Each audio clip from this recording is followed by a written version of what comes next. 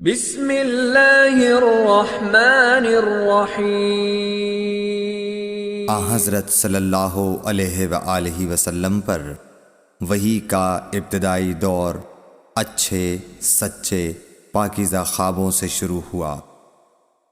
آپ خواب میں جو کچھ دیکھتے وہ صبح کی روشنی کی طرح صحیح اور سچا ثابت ہوتا۔ پھر من جانب قدرت آپ تنہائی پسند ہو گئے اور آپ نے غار حرا میں خلوت نشینی اختیار فرمائی اور کئی دن اور رات وہاں مسلسل عبادت اور یاد الہی و ذکر میں مشغول رہنے لگے۔ جب تک گھر آنے کو دل نہ چاہتا توشہ ہمراہ لیے ہوئے وہاں رہتے۔ توشہ ختم ہونے پر ہی اہلیہ محترمہ حضرت خدیجہ رضی اللہ تعالی عنہا کے پاس تشریف لاتے اور کچھ توشہ ہمراہ لے کر پھر وہاں جا کر خلوت گزین ہو جاتے۔ یہی طریقہ جاری رہا یہاں تک کہ آپ پر حق منکشف ہو گیا اور آپ غار حرا ہی میں قیام پذیر تھے کہ اچانک حضرت جبرائیل علیہ السلام آپ کے پاس حاضر ہوئے اور کہنے لگے کہ اے محمد پڑھو۔ آپ فرماتے ہیں کہ میں نے کہا کہ میں پڑھنا نہیں جانتا۔ آپ صلی اللہ علیہ وسلم فرماتے ہیں کہ فرشتے نے مجھے پکڑ کر اتنے زور سے بھینچا کہ میری طاقت جواب دے گئی۔ پھر مجھے چھوڑ کر کہا پڑھو۔ میں نے پھر وہی جواب دیا کہ میں پڑھا ہوا نہیں ہوں۔ اس فرشتے نے مجھ کو نہایت ہی زور سے بھینچا کہ مجھ کو سخت تکلیف محسوس ہوئی۔ پھر اس نے کہا کہ پڑھ۔ میں نے کہا میں پڑھا ہوا نہیں ہوں۔ فرشتے نے تیسری بار مجھ کو پکڑا اور تیسری مرتبہ پھر مجھ کو بھینچا۔ پھر مجھے چھوڑ دیا اور کہنے لگا کہ پڑھو اپنے رب کے نام کی مدد سے جس نے پیدا کیا اور انسان کو خون کی پھٹکی سے بنایا۔ پڑھو اور آپ کا رب بہت ہی مہربانیاں کرنے والا ہے۔ بس یہی آیتیں آپ حضرت جبرائیل علیہ السلام سے سن کر اس حال میں غار حرا سے واپس ہوئے کہ آپ کا دل اس انوکھے واقعے سے کانپ رہا تھا۔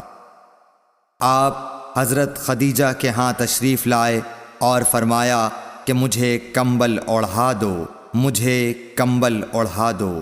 لوگوں نے آپ کو کمبل اوڑھا دیا۔ جب آپ کا ڈر جاتا رہا تو آپ نے اپنی زوجہ محترمہ حضرت خدیجہ رضی اللہ تعالی عنہا کو تفصیل کے ساتھ یہ واقعہ سنایا اور فرمانے لگے کہ مجھ کو اب اپنی جان کا خوف ہو گیا ہے۔ آپ کی اہلیہ محترمہ حضرت خدیجہ رضی اللہ تعالی عنہا نے آپ کی ڈھارس بندھائی اور کہا کہ آپ کا خیال صحیح نہیں ہے۔ اللہ کی قسم آپ کو اللہ کبھی رسوا نہیں کرے گا۔ آپ تو اخلاق فاضلہ کے مالک ہیں۔ آپ تو کنبہ پرور ہیں، بے کسوں کا بوجھ اپنے سر پر رکھتے ہیں، مفلسوں کے لیے آپ کماتے ہیں، مہمان نوازی میں آپ بے مثال ہیں اور مشکل وقت میں آپ امر حق کا ساتھ دیتے ہیں۔ ایسے اوصاف حسنہ والا انسان یوں بے وقت ذلت و خواری کی موت نہیں پا سکتا۔ پھر مزید تسلی کے لیے حضرت خدیجہ رضی اللہ تعالی عنہا آپ کو ورقہ بن نوفل کے پاس لے گئیں جو ان کے چچا زاد بھائی تھے اور زمانہ جاہلیت میں نصرانی مذہب اختیار کر چکے تھے اور عبرانی زبان کے کاتب تھے۔ چنانچہ انجیل کو بھی حسب منشائے خداوندی عبرانی زبان میں لکھا کرتے تھے۔ انجیل سریانی زبان میں نازل ہوئی تھی، پھر اس کا ترجمہ عبرانی زبان میں ہوا۔ ورقہ اسی کو لکھتے تھے۔ وہ بہت بوڑھے ہو گئے تھے، یہاں تک کہ ان کی بینائی بھی رخصت ہو چکی تھی۔ حضرت خدیجہ رضی اللہ تعالی عنہا نے ان کے سامنے آپ کے حالات بیان کیے اور کہا کہ اے چچا زاد بھائی، اپنے بھتیجے محمد صلی اللہ علیہ وسلم کی زبانی ذرا ان کی کیفیت سن لیجئے۔ وہ بولے کہ بھتیجے آپ نے جو کچھ دیکھا ہے اس کی تفصیل سناؤ۔ چنانچہ آپ صلی اللہ علیہ وآلہ وسلم نے از اول تا آخر پورا واقعہ سنایا، جسے سن کر ورقہ بے اختیار ہو کر بول اٹھے کہ یہ تو وہی ناموس معزز رازدان فرشتہ ہے جسے اللہ نے حضرت موسیٰ علیہ السلام پر وحی دے کر بھیجا تھا۔ کاش میں آپ کے اس عہد نبوت کے شروع ہونے پر جواں عمر ہوتا، کاش میں اس وقت تک زندہ رہتا جب کہ آپ کی قوم آپ کو اس شہر سے نکال دے گی۔ رسول کریم صلی اللہ علیہ وآلہ وسلم نے یہ سن کر تعجب سے پوچھا کہ کیا وہ لوگ مجھ کو نکال دیں گے، حالانکہ میں تو ان میں صادق و امین و مقبول ہوں؟